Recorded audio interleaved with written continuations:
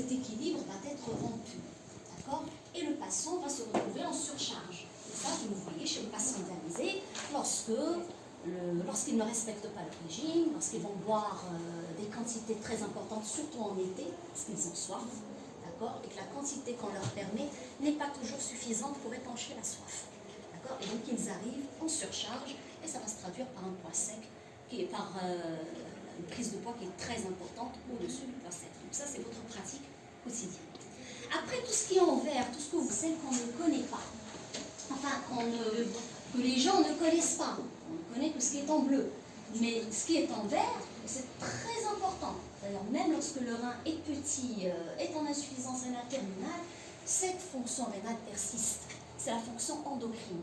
C'est-à-dire que le rein, il va produire différentes hormones, différentes vitamines, enzymes, etc. Celles qui sont les mieux étudiées, c'est la formation de la vitamine D. On sait très bien que la vitamine D a des rôles qui sont très importants. D'accord? À la fois pour l'os, pour différents équilibres au niveau du corps. D'accord? Ça protège contre différentes maladies, contre le diabète, les cancers, il y a de plus en plus d'études dans ce sens. Après, il y a également la production des globules rouges, d'accord, à travers la sécrétion de l'érythropoïétine par le rein. Et cette production de globules rouges va prévenir bien sûr l'anémie que vous voyez mal et ne correspond plus aux besoins du patient. Il y a également d'autres fonctions endocrines, par exemple la production de la rénine. La rénine, elle va permettre l'équilibre tensionnel, c'est ce qui permet l'équilibre tensionnel dans l'organisme. Maintenant, parmi d'autres éléments, lorsqu'il y a une insuffisance rénale terminale, même cette production va être altérée.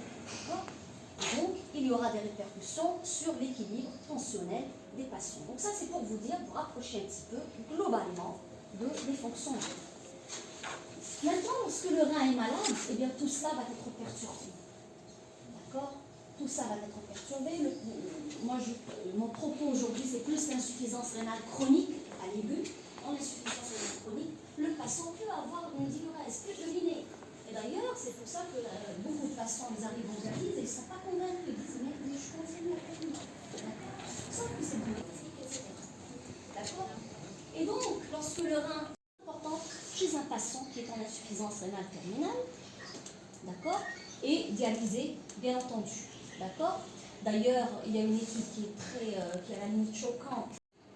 Même une personne qui a plus de 85 ans, c'est ça la question. Mettre quelqu'un à 25 ans en dialyse, c'est une espérance de vie d'une personne qui a plus de 85 ans. Et ce, quelle que soit la race, quel que soit le sexe. J'espère que maintenant, avec le progrès technique, au niveau de la dialyse, on a des filtres plus biocompatibles, on a un traitement d'eau qui est meilleur. J'espère que les choses peuvent s'arranger. Voilà, donc on est à la classe 5, où le niveau de risque est très important, où toutes les complications vont se voir. Les retentissements que vous connaissez bien, les complications que vous connaissez, c'est l'accumulation des toxines, l'urée et la créatinine. Ça donne des états d'asthénie, les patients sont très fatigués, irritables, d'accord? Ils sont nauséeux, ils n'ont pas d'appétit, d'ailleurs la maladie rénale est anorexigène. Bien sûr, l'excès de potassium, ça c'est votre ennemi au quotidien. Avec une hypercalémie, ça c'est mortel, on le sait tous.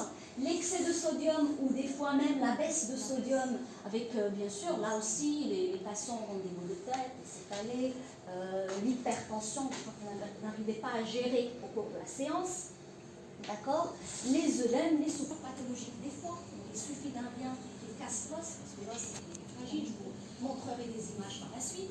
Il y a l'excès de phosphore. Vous savez que les machines de dialyse ne peuvent pas, on l'épure correctement avec des méthodes qui sont continues, qui durent dans le temps. Ce n'est pas le cas de la technique que nous utilisons de façon courante, l'hémodialyse intermittente.